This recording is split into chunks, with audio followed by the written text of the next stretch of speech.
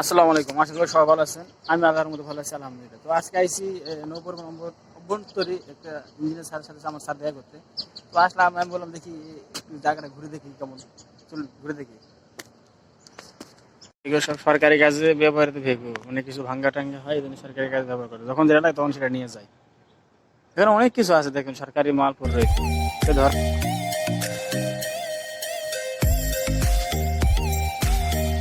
হাজার হাজার টন কে ton pipe পড়ে আছে সব জায়গায়।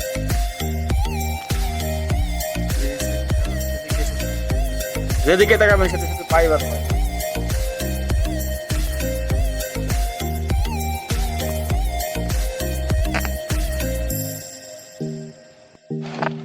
ওই পাশে দেখুন আকিস ফ্যাক্টরি, আকিস সিমেন্টের ফ্যাক্টরি। যত তত বড় ফ্যাক্টরি, বসুন্ধরা, পীরগঞ্জ, সব নদীর পারে। সব বড় বড় ফ্যাক্টরি নদীর পারে। কারণ নদীর পথে যাতায়াতের খরচটা কম হয়, এই জন্য নদী পথে সব নদী পারে, বড় সব বড় বড় ফ্যাক্টরি।